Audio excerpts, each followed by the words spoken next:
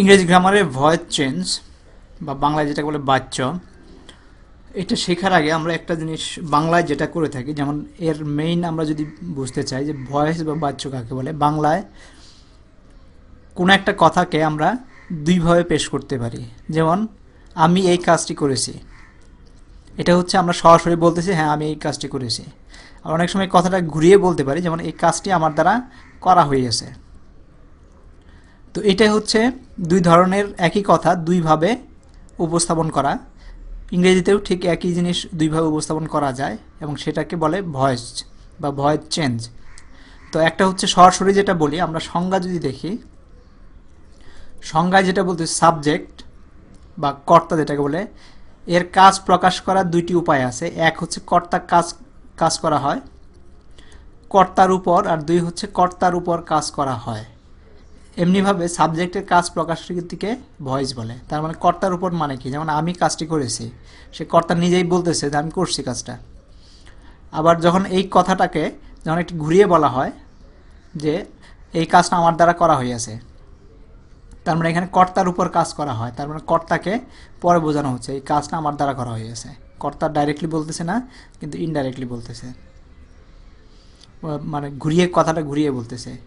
তো এটাই হচ্ছে ভয়েস। তো ভয়েস হচ্ছে দুই প্রকার, ইংরেজিতে বাংলাতেও দুই প্রকার। একটা হচ্ছে অ্যাক্টিভ ভয়েস, মানে কর্তৃবাচ্য। অ্যাক্টিভ ভয়েস হচ্ছে কর্তা যখন নিজেই ক্রিয়ার কাজ সম্পন্ন করে তখন ক্রিয়া মানে ভার্ব যেটা থাকবে অ্যাক্টিভ ভয়েসে থাকে, কারণ তখন সাবজেক্ট বা কর্তা সক্রিয়। যেমন আমি যদি বলি আমি কাজটি করিয়াছি, তার মানে আমি করিয়াছি এবং ওইখানে ক্রিয়া যেটা আছে সেটা হচ্ছে অ্যাক্টিভ, কাজটা আমি করেছি, কারণ তখন সাবজেক্ট কর্তা সক্রিয়। দ্বিতীয় আছে প্যাসিভ ভয়েস, কর্মবাচ্য, মানে কর্তার দ্বারা যখন কোনো কাজ সম্পন্ন হয় তখন ক্রিয়া প্যাসিভ হয়। এখানে কাজের তুলনায় কর্তার গুরুত্ব কমে যায়। তাহলে আগে যেরকম বাংলায় বলছি আমি কাজটি করিয়াছি, আমিটা আগে চলে আসছে। তো পরে যখন আমরা ঘুরিয়ে বলি কাজটি আমার দ্বারা করা হয়েছে, তা কাজ শব্দটা, কাজটা হচ্ছে ভার্ব বা ক্রিয়া, আগে চলে আসছে। তো এই জন্য তখন এখানে কাজের তুলনায় কর্তার গুরুত্ব কমে গেছে, কর্তাটা পরে, কাজটা কে করছে সেটা পরে, আর আগে কাজটা আগে করছে। অ্যাক্টিভ ভয়েসে আমরা বলি কাজটা আগে কে করছে, সে আগে, আর প্যাসিভ ভয়েসে কাজটা যে করছে সে পরে। তো আমাদের দুই ধরনের ভয়েস আছে। তো আমরা যদি একটা উদাহরণ দেখি, অ্যাক্টিভ ভয়েসে আই রিড এ বুক, আমি বই পড়ি, আই রিড এ বুক। তো এটা যখন প্যাসিভ ভয়েসে নিয়ে যাব, বাংলায় হলে কি হলো আমি বই পড়ি। বাংলা যদি আমরা ঘুরায় বলি প্যাসিভ ভয়েস বা কর্মবাচ্যতে যদি বলি, তাহলে বইটি আমার দ্বারা পড়া হয়। তো এটা ঠিক ইংরেজিতে তাই। প্যাসিভ ভয়েসে হচ্ছে দ্য বুক ইজ রিড, এটা রিড উচ্চারণ হবে না, যদি একই রকম, এটা past participle, read by me, the book is read by me. তো ভয়েসে হচ্ছে বই আমার দ্বারা পঠিত হয়, মানে সেটা এখানে বলা হয়েছে।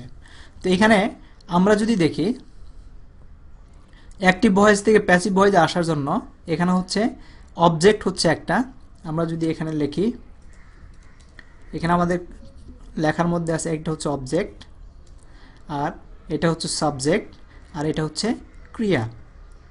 তো আমরা এস দিয়ে বোঝাই হচ্ছে সাবজেক্ট, এখানে ও দিয়ে বোঝাবো আমরা অবজেক্ট, আর এটাতে ভি দিয়ে বোঝাইলাম আমরা ক্রিয়া। তো যখন প্যাসিভ ভয়েসে আসছে দেখো এই অবজেক্টটা সাবজেক্ট হয়ে গেছে, এই অবজেক্টটা এখানে চলে আসছে, এ বুক এখানে সাবজেক্ট হয়ে গেছে। আবার ক্রিয়াটাকে আমাদের একটু চেঞ্জ করতে হয়েছে, রিডের জায়গায় ইজ রিড চলে আসছে। আরেকটা অ্যাডিশনাল শব্দ ব্যবহার করতেছে বাই, এই একটা আলাদা একটা শব্দ ব্যবহার করে দ্বারা বোঝাইতে বাই, আর আইটাকে আমরা অবজেক্টে, আইটা অবজেক্টে চলে আসছে, এবং আই তখন অবজেক্ট হবে তখন মি হিসাবে আসতেছে। তো আমরা দেখব যে অ্যাক্টিভ ভয়েস থেকে প্যাসিভ ভয়েসে সাবজেক্ট অবজেক্ট হলে কী কী চেঞ্জ হবে প্রোনাউনে, সেটাও আমরা দেখব। তো এটাই হচ্ছে নিয়ম যে অবজেক্ট, অ্যাক্টিভ ভয়েসের অবজেক্ট, প্যাসিভ ভয়েসের সাবজেক্ট হবে। অ্যাক্টিভ ভয়েসের ভার্ব ওইটা আরেকটু মডিফাই হবে, তার সাথে হয়তো অন্য সাহায্য করে অক্সিলারি ভার্ব বসে যাবে, যেমন ইজ রিড বলা হয়েছে। এবং এই ভার্বটাকে সবসময় পাস্ট পার্টিসিপলে চলে আসে। পাস্ট পার্টিসিপল তোমরা গ্রামার বইয়ে দেখো প্রত্যেকটা শব্দের প্রেজেন্ট ফর্ম আছে, পাস্ট ফর্ম আছে, পাস্ট পার্টিসিপল ফর্ম আছে। তো এটা পাস্ট পার্টিসিপল হবে, তার আগে অক্সিলারি ভার্ব বসবে কোনো, আর হচ্ছে একটা অ্যাডিশনাল শব্দ বাই বসবে, তারপরে সাবজেক্ট অবজেক্ট হিসেবে আসবে। যদি প্রোনাউন থাকে প্রোনাউনটা অবজেক্ট আসলে যেভাবে চেঞ্জ হওয়ার কথা সেভাবে চেঞ্জ হয়ে যাবে। তো আমরা দেখব একের পর এক। তো অ্যাক্টিভ ভয়েসকে প্যাসিভ ভয়েসে পরিবর্তন করার নিয়ম আমরা দেখি। ফার্স্ট নিয়ম হচ্ছে, আমরা অলরেডি এক্সপ্লেন করেছি, অ্যাক্টিভ ভয়েসের যাহা অবজেক্ট থাকে প্যাসিভ ভয়েসে তাহা সাবজেক্ট হয়, সেটা যেটা আগে দেখলাম।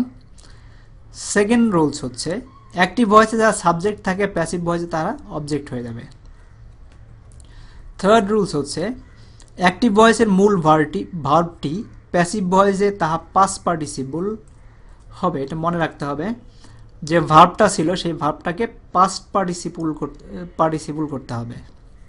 এবং ক্রিয়ার টেন্স অনুযায়ী ভার্বের পূর্বে সাহায্যকারী ভার্ব বসবে। ক্রিয়ার টেন্স অনুযায়ী মানে যেটাকে আমরা অ্যাক্টিভ থেকে প্যাসিভ করতেছি সেটার যে টেন্স আছে, আমরা আগে যে টেন্সগুলো শিখেছি, যে টেন্স আছে সেই অনুযায়ী ভার্বের পূর্বে সাহায্যকারী ভার্ব বসাইতে হবে। যেখানে আমরা আগেকার এক্সাম্পলে দেখেছি রিডের আগে ইজ বসছে, কারণ ওইটা আগে ছিল প্রেজেন্ট টেন্সে, পরে এটা প্রেজেন্ট কন্টিনিউয়াস টেন্সের সাহায্যকারী ভার্বটা বসানো হয়েছে। আমরা দেখব ডিটেলসে কোনটার জন্য কী টেন্স বসাইতে হবে। তো 4 নাম্বার হচ্ছে, অ্যাক্টিভ ভয়েসের বাক্যটি প্রশ্নবোধক হলে প্যাসিভ ভয়েস করিবার সময় উহাকে অ্যাসার্টিভ বাক্যে রূপান্তর করে ভয়েস চেঞ্জ করতে হবে এবং পরে ওই বাক্যটিকে আবার প্রশ্নবোধক বাক্যে রূপান্তর করতে হবে। তার মানে আমরা যদি কোনো প্রশ্নবোধক বাক্যকে ভয়েস চেঞ্জ করতে চাই তাহলে তাকে আগে প্রশ্ন ছাড়া, মানে সাধারণ অ্যাসার্টিভ সেন্টেন্স যেটা সাধারণ বাক্যে পরিণত করে তারপর ভয়েস চেঞ্জ করব, করে তারপরে তাকে আবার প্রশ্নবোধক বাক্যে পরিবর্তন করব। আমরা উদাহরণ দেখব।